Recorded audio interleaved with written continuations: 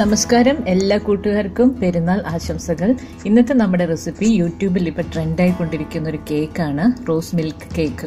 റോസപ്പൂ പോലെ ഭംഗിയും മണവും രുചിയും ഒക്കെ ഉള്ള ഒരു സുന്ദരമായ കേക്കാണ്. അപ്പോൾ ഇതെങ്ങനെ ഉണ്ടാക്കണമെന്ന് നമുക്കൊന്ന് കണ്ടു നോക്കാം.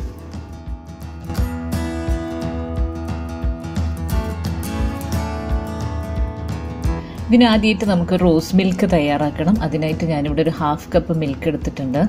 അതിലേക്ക് ഫുഡ് കളർ ചേർക്കുന്നുണ്ട്. റെഡ് കളറാണ് ചേർത്തിട്ടുള്ളത്.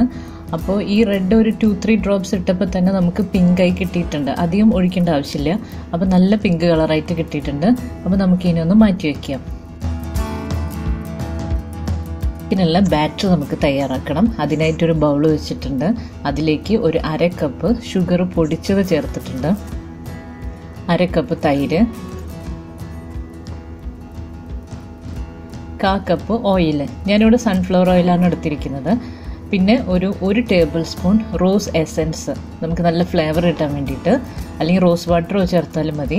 എന്നിട്ട് അതിനെ നമുക്ക് നന്നായിട്ടൊന്ന് മിക്സ് ചെയ്തെടുക്കാം.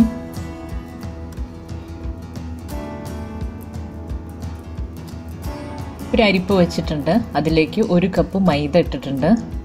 പിന്നെ 1 table spoon baking powder, 1/2 table spoon baking soda, പിന്നെ ആവശ്യത്തിനുള്ള ഉപ്പും ഇട്ടിട്ട് നമുക്ക് ഇനി ഒന്ന് അരിച്ചിട്ട് ഈ ബൗളിലേക്ക് ഇട്ട് കൊടുക്കാം.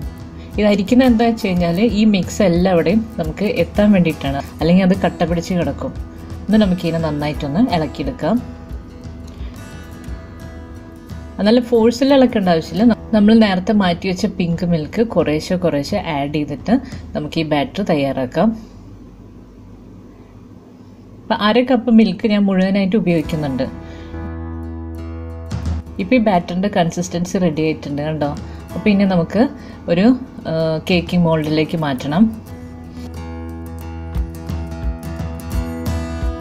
നമ്മുടെ വീട്ടിലുള്ള ഏത് പാത്രത്തിൽ വേണമെങ്കിലും നമുക്ക് ഉണ്ടാക്കാം കേട്ടോ. അലുമിനിയം പാത്രത്തിലോ സ്റ്റീൽ പാത്രത്തിലോ ഒക്കെ ഉണ്ടാക്കാം. കുറച്ച് എണ്ണ ആ മോൾഡിലേക്ക് നമുക്കൊന്ന് തടവി കൊടുക്കാം. എന്നിട്ട് ഈ കൂട്ടി വെച്ച ബാറ്റർ അതിലേക്ക് ഇട്ട് കൊടുക്കാം. നമ്മൾ സ്റ്റൗമ്മലാണ് വേവിച്ചെടുക്കുന്നത്, ഓവനിലൊന്നുമല്ല.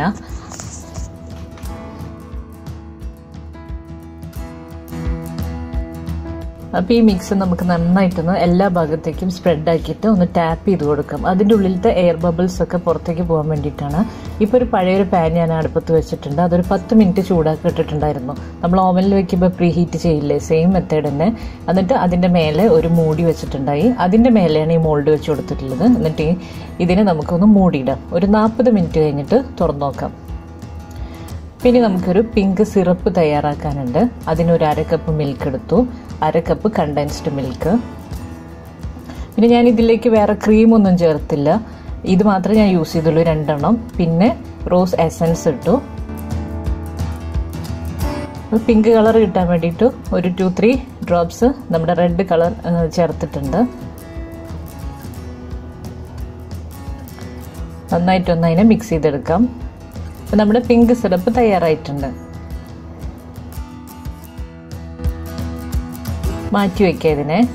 നമ്മുടെ കേക്ക് ഓൾറെഡി കുക്കായിട്ടുണ്ട്. നമുക്കൊരു ടൂത്ത് പിക്ക് കൊണ്ട് ഇതിലേക്ക് ഇട്ട് കൊടുത്താൽ നമുക്ക് അറിയാൻ പറ്റും, ഇങ്ങനെ കുത്തി നോക്കുമ്പോൾ അറിയാൻ പറ്റും ഇത് വെന്തിട്ടുണ്ടെന്ന്. അപ്പോൾ ഒരു ഫോർക്ക് കൊണ്ട് കുറച്ച് ഹോൾ ഇട്ട് കൊടുക്കുന്നുണ്ട്. ഈ കേക്കിൻ്റെ മേലേക്ക് നമ്മൾ മാറ്റി വെച്ചിട്ടുള്ള പിങ്ക് സിറപ്പ് ഒഴിച്ചു കൊടുക്കുകയാണ്. അപ്പോൾ ഇതിൻ്റെ ഉള്ളിലേക്ക് എല്ലാവരുടെയും ഈ സിറപ്പ് എത്താൻ വേണ്ടിയിട്ടാണ് നമ്മൾ ഈ ഹോൾ ഇട്ട് കൊടുത്തിട്ടുള്ളത്. എന്നിട്ട് ഈ കേക്കിന് നമുക്ക് തണുക്കാനായിട്ട് ഒരു 30 മിനിറ്റ് ഫ്രിഡ്ജിൽ വെക്കാം. അടുത്ത് നമുക്ക് വിപ്പിംഗ് ക്രീം ഒന്ന് ശരിയാക്കി എടുക്കാനുണ്ട്. അതിനായിട്ട് വിപ്പിംഗ് ക്രീം ഒരു ബൗളിലേക്ക് എടുത്തു, ബീറ്റർ കൊണ്ട് അടിച്ചെടുക്കുകയാണ്. അപ്പോൾ ഇത് ഷുഗർ ഇല്ലാത്ത ക്രീമാണ്. അപ്പോൾ ഒരു 1/4 കപ്പ് ഷുഗർ പൊടിച്ചതും കൂടെ ചേർത്തിട്ട് ഞാനിങ്ങനെ അടിച്ചെടുത്തിട്ടുണ്ട്. നമ്മുടെ കയ്യിൽ ഇപ്പോൾ ബീറ്റർ ഇല്ലെങ്കിൽ നമ്മൾ മിക്സിയിൽ ബ്ലെൻഡ് ചെയ്തെടുത്താലും മതി.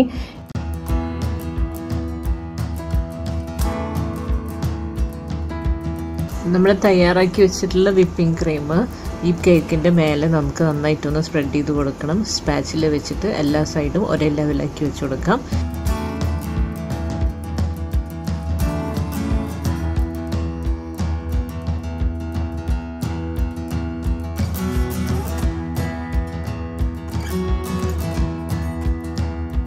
ഇനി ഇവിടെ കേക്ക് ഡെക്കറേറ്റ് ചെയ്യാനായിട്ട് നമ്മുടെ പിസ്താഷ്യം പിന്നെ ഒരു റോസപ്പൂവിൻ്റെ ഏതെല്ലാം മുറിച്ചതും അതിലിട്ട് കൊടുത്തിട്ടുണ്ട്. അപ്പോൾ നമ്മുടെ കേക്ക് തയ്യാറായി. ഇനി നമുക്ക് ഇതിനെ ഒന്ന് ഫ്രിഡ്ജിൽ വെച്ചിട്ട് തണുപ്പിച്ചെടുക്കാം 2 മണിക്കൂർ.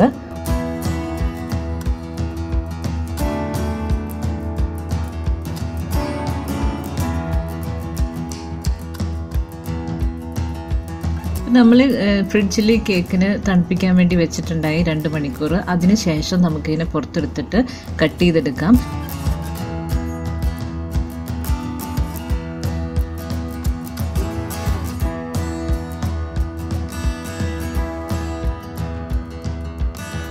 കട്ട് ചെയ്ത് കഴിഞ്ഞിട്ടുള്ള ഈ പീസ് നമ്മളൊരു പ്ലേറ്റിലേക്ക് മാറ്റിയിട്ട് ആ മാറ്റി വെച്ചിട്ടുള്ള പിങ്ക് സിറപ്പില്ലേ അതൊന്നും കൂടെ ആ പ്ലേറ്റിലേക്ക് ഒന്ന് ഒഴിച്ചു കൊടുത്തിട്ട് നമ്മൾ കഴിക്കുമ്പോൾ ഈ കേക്ക് മുറിച്ച പീസും ഈ സിറപ്പും കൂടെ മിക്സ് ചെയ്ത് കഴിക്കുകയാണെങ്കിൽ നല്ല ടേസ്റ്റ് ആയിരിക്കും.